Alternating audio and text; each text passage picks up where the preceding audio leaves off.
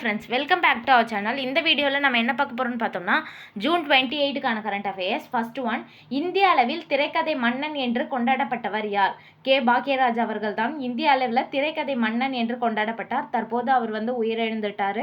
அவருக்கு அரசு மரியாதையுடன் 72 குண்டுகள் முழங்க இறுதி ஊர்வலம் நடத்தப்பட்டு இறுதி அஞ்சலி செலுத்தப்பட்டது. அடுத்து பார்த்தோம்னா, எந்த அணு ஆராய்ச்சி மையத்தில் உலகின் முதலாவது ஹைட்ரஜன் உற்பத்தி நிலையம் அணுசக்தி துறையால் தொடங்கப்பட்டுள்ளது? கல்பாக்கம் அணு ஆராய்ச்சி மையத்தில் தான் உலகினுடைய முதலாவது ஹைட்ரஜன் உற்பத்தி நிலையம் தொடங்கப்பட்டிருக்கு. அதிவேக சோதனை ஈநுழையில் இருந்து வெளிவரும் வெப்பத்தை பயன்படுத்தி தான் இந்த ஹைட்ரஜன் உற்பத்தி நிலையம் அமைச்சிருக்காங்க. எந்த வேதிப்பொருட்களை பயன்படுத்தி அமைச்சிருக்காங்க அப்படின்னு பார்த்தோம்னா, தாமிரம் குளோரின் வேதிப்பொருட்களை பயன்படுத்தி தாமிரம் குளோரின் வெப்ப வேதியியல் சுழற்சியை பேஸ் பண்ணி தான் இந்த ஹைட்ரஜன் உற்பத்தி நிலையம் அமைச்சிருக்காங்க. அடுத்து பார்த்தோம்னா, 5 வயதுக்குட்பட்ட குழந்தைகளுக்கு போலியோ சொட்டு மருந்து வழங்க எவ்வளவு இலக்கு நிர்ணயிக்கப்பட்டிருக்கு அப்படின்னா, 52.91 லட்சம் குழந்தைகளுக்கு போலியோ சொட்டு மருந்து வழங்க இலக்கு நிர்ணயிக்கப்பட்டிருக்காங்க. எத்தனை வயதுக்குட்பட்ட குழந்தைகளுக்கு? 5 வயதுக்குட்பட்ட குழந்தைகளுக்கு. இந்தியாவில் போலியோ அப்படின்னா இளம்பிள்ளைவாதம், அதை ஒழிப்பதற்காக ஆண்டுதோறும் 5 வயதுக்குட்பட்ட குழந்தைகளுக்கு 2 தவணைகள்ல போலியோ சொட்டு மருந்து வழங்கப்படுறாங்க. அதே மாதிரி தான் இந்த டைம் அந்த போலியோ சொட்டு மருந்து முகாம் எல்லா இடத்துலையும் அமைச்சு குழந்தைகளுக்கு போலியோ சொட்டு மருந்து வழங்குறாங்க. அடுத்து, தூய்மையான சுற்றுச்சூழலே ஆரோக்கியமான அடித்தளம் என்று கூறியவர் யார் அப்படின்னா, சௌமியா சுவாமிநாதன். இவர் தான் பசுமை புரட்சியினுடைய தந்தை என்று அழைக்கப்படுகின்ற MS சுவாமிநாதனுடைய மகள் தான் சௌமியா சுவாமிநாதன். இவங்க சென்னை சூப்பர் ஐகான் விருது பெற்றிருக்காங்க. அடுத்து பார்த்தோம்னா, 1917 தேவதாசி ஒழிப்புக்கான முதல் போராட்டத்தை மயிலாடுதுறையில் முன்னெடுத்தவர் யார்? மூவலூர் ராமாமிர்தம் அம்மையார். அவங்க தான் 1917 தேவதாசி ஒழிப்புக்கான முதல் போராட்டத்தை முன்னெடுத்தாங்க. சமூக விழிப்புணர்வு பெற்ற பெண்களை ஒருங்கிணைத்து நாக பாசத்தார் சங்கத்தை உருவாக்கினார். பின்னர் இது இசை வேளாளர் சங்கம் அப்படின்ட்டு பெயர் மாற்றம் செய்யப்பட்டது. அடுத்து, மூவலூர் ராமாமிர்தம் அம்மையார் எழுதிய தாசிகளின் மோசவலை அல்லது மதிப்பெற்ற மைனர் என்கின்ற நாவல் 1936 சோமசுந்தர பாரதியாரின் முன்னுரையோடு வெளியானது. நமக்கு தெரியும், மதிப்பெற்ற மைனர் என்ற நாவல்லாம் 1936 இவங்க தான் எழுதுனாங்கன்னு. யாருடைய முன்னுரையோடு அப்படின்னு பார்த்தோம்னா, சோமசுந்தர பாரதியாரினுடைய முன்னுரையோடு.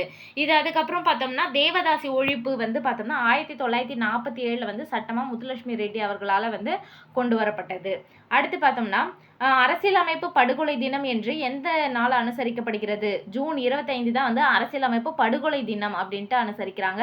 1975 அமல்படுத்தப்பட்ட அவசர நிலை காலம் இந்தியாவினுடைய ஜனநாயக வரலாற்றில் ஒரு இருண்ட அத்தியாயம் அப்படின்றதுனால தான் அதை அரசியலமைப்பு படுகொலை தினமா அனுசரிக்கிறாங்க.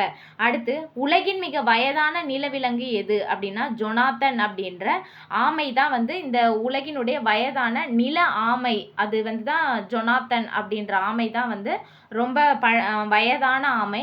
இது எவ்வளோ ஆண்டுகள் வயது அப்படின்னு பார்த்தோம்னா, 194 ஆண்டுகள் வயதுடையதாக கருதப்படுகிற ஒரு ராட்சத ஆமை தான் இந்த ஜொனாத்தன் அப்படின்றது தான் உலகிலேயே மிக வயதான நிலவிலங்கு அப்படின்ட்டு சொல்றாங்க. அடுத்து, இஸ்ரோவின் செமி கிரையோஜெனிக் ராக்கெட் இன்ஜின் சோதனை எங்கு வெற்றி பெற்றது? தமிழ்நாட்டினுடைய மகேந்திரகிரி அப்படின்ற பிளேஸ்ல தான் செமி கிரையோஜெனிக் ராக்கெட் இன்ஜின் சோதனை வெற்றி பெற்றிருக்கு. 2000 கிலோ நியூட்டன் திறன் கொண்ட SE-2000 இன்ஜின் மூலம் ராக்கெட்டில் அதிக எடை கொண்ட செயற்கைக்கோள்களை கொண்டு செல்ல முடியும். இந்த இன்ஜினுக்கு எரிபொருளாக திரவ ஆக்சிஜன் மற்றும் அதி சுத்திகரிக்கப்பட்ட மண்ணெண்ணெய் பயன்படுத்தப்படுகின்றது. இந்த இன்ஜினுக்கு எரிபொருளாக திரவ ஆக்சிஜன் மற்றும் அதி சுத்திகரிக்கப்பட்ட மண்ணெண்ணெய் பயன்படுத்தப்படுகிறது. அடுத்து, கடந்த 2023-24 ஆண்டு மத்திய பட்ஜெட்டில் உள்நாட்டில் 35 ஹைட்ரஜன் ரயில்களை தயாரிக்க எவ்வளவு நிதி ஒதுக்கீடு செய்யப்பட்டது? 2300 கோடி நிதி ஒதுக்கீடு செஞ்சிருக்காங்க. டெல்லி ஹரியானா சோதனை ஓட்டம் வெற்றி பெற்றிருக்கு. இந்த ரயில் பார்த்தோம்னா 120 கிலோமீட்டர் வேகத்துல செல்லுது. இந்த ஹைட்ரஜன் ரயில் பார்த்தோம்னா 120 கிலோமீட்டர் வேகத்துல செல்லுது. அதே மாதிரி ஜெர்மனி, ஸ்வீடன், ஜப்பான், சீனா ஆகிய நாடுகளில் மட்டுமே தான் ஹைட்ரஜன் ரயில்கள் இயக்கப்படுகிறது. தற்போது இந்த லிஸ்ட்ல இந்தியாவும் சேர்ந்திருக்காங்க. ஜெர்மனி உள்ளிட்ட நாடுகள் 500 முதல் 600 குதிரை திறன் கொண்ட ஹைட்ரஜன் ரயில்களை மட்டுமே இயக்கி வருகின்றன. இந்தியாவில் 1200 குதிரை திறன் கொண்ட ஹைட்ரஜன் ரயில் அறிமுகம் செய்யப்பட்டு இருக்கிறது. இந்த ரயிலில் நீராவி மட்டுமே வெளியேற்றப்படும் அப்படின்ட்டு சொல்லியிருக்காங்க. ஓகே ஃப்ரெண்ட்ஸ், இந்த வீடியோ உங்களுக்கு பிடிச்சிருந்தா லைக் பண்ணுங்க, உங்க ஃப்ரெண்ட்ஸ்க்கும் ஷேர் பண்ணுங்க, மறக்காம சப்ஸ்கிரைப் பண்ணுங்க. தேங்க்ஸ் ஃபார் வாட்சிங்.